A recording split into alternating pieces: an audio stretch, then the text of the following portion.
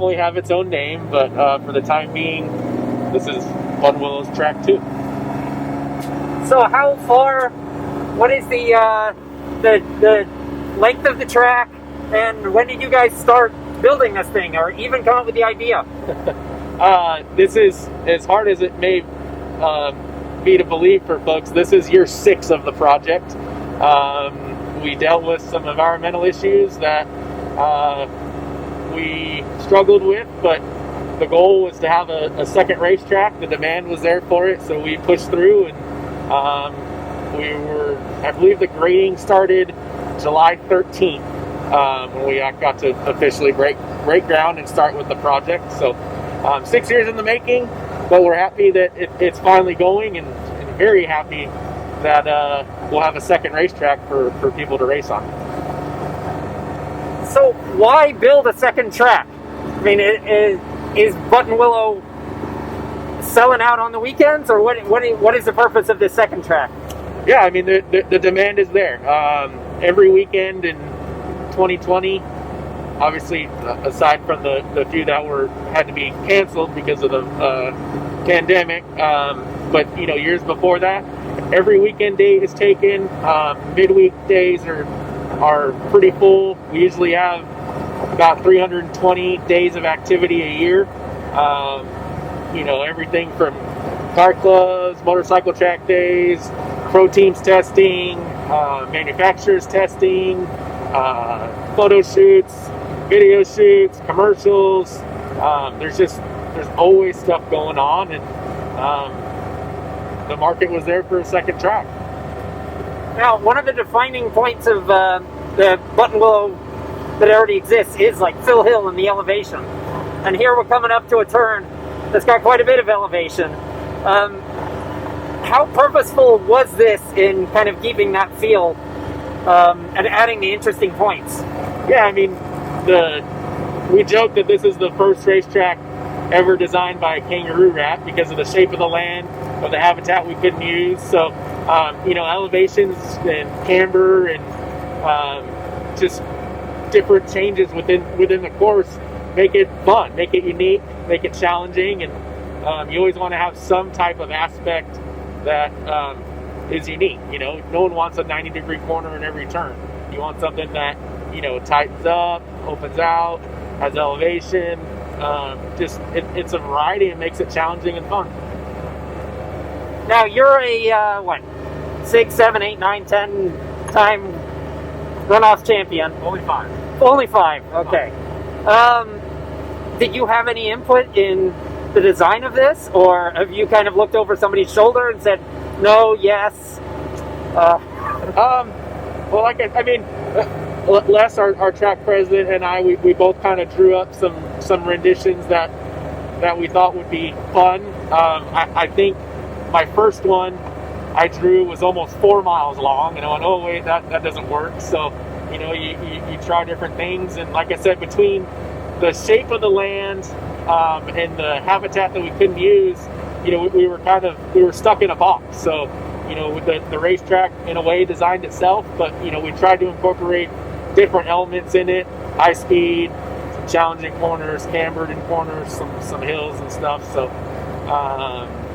yeah, I mean, I definitely by no means designed it myself, but had some input, so that was fun.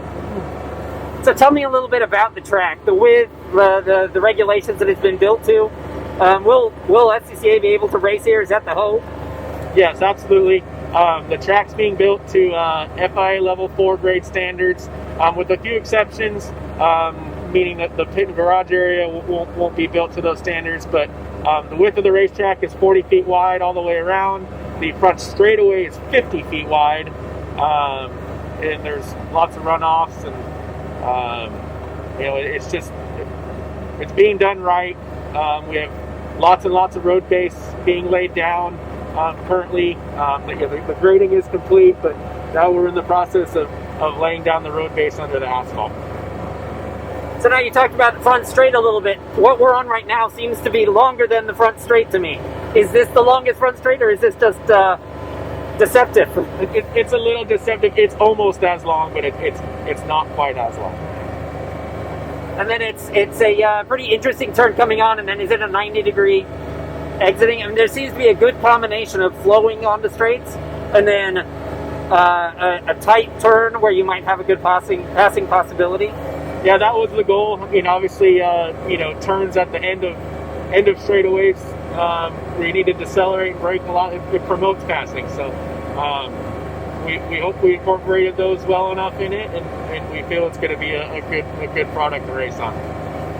So this was supposed to be open a while ago, and there's been various delays with environmental impact and research and things that have gone on. Now the track is being pushed back a little bit, maybe from where you originally anticipated it.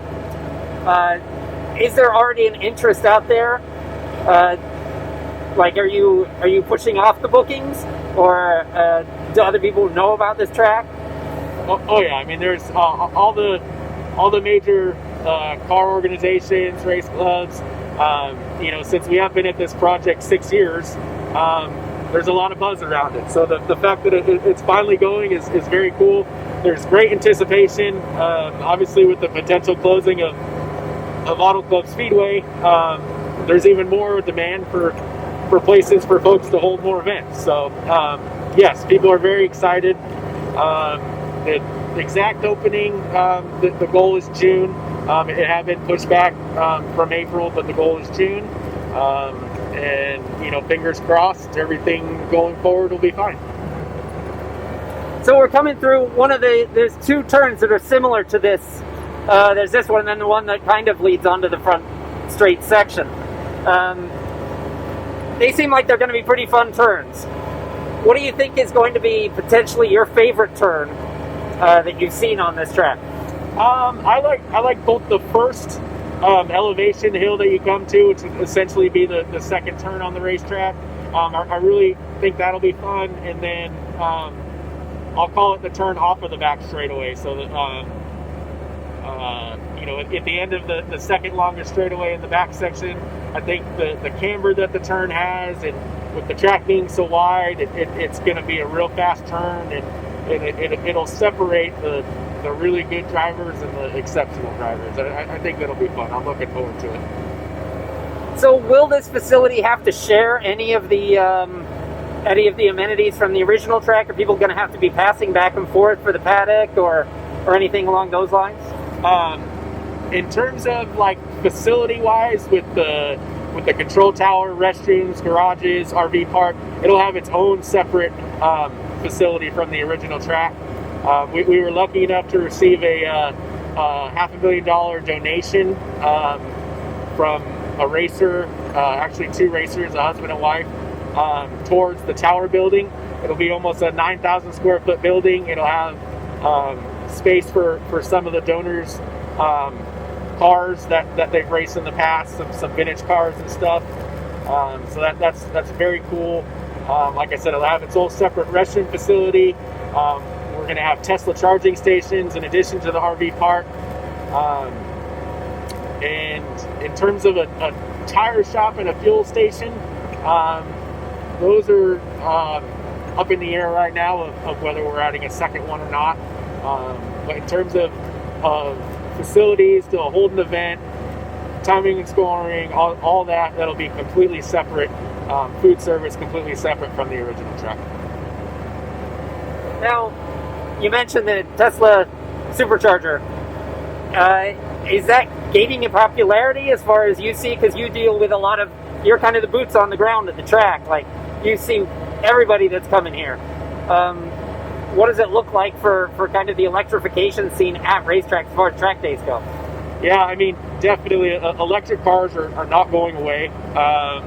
There's actually some organizations that have Tesla-only run groups that come to the track, and they utilize the 50 amp RV plugs in the RV park, but it doesn't have the speed of the superchargers. So often people they'd run their session and then drive 10 miles down south to get a Tesla supercharge in, and then come back here. So there's been days where there's been groups of 50 plus Teslas here.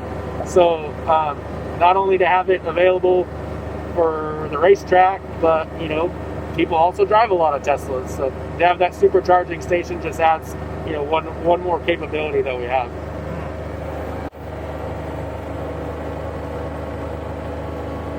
So we're on the final section here, off of what from my previous drive around, what I think is going to be one of the more challenging turns. And then you're coming into this segment. What is going to be straight ahead of us as we're making our last dive onto the front straight? Because this is where the race wins will happen, is in this right-hand turn. What will we be staring at? Yeah, well, you're essentially looking at the paddock, but there'll be some type of barrier, obviously, for protection. Yeah, it's definitely, in my opinion, really, the first half of the track is fast and flowing, and the second half is a little tighter and technical. So it has aspects for everyone. So there's unique challenges on the first half, and a separate set of unique challenges on the second half. And like you said, that the turn previous where it tightens up, that could pose a tricky place for people.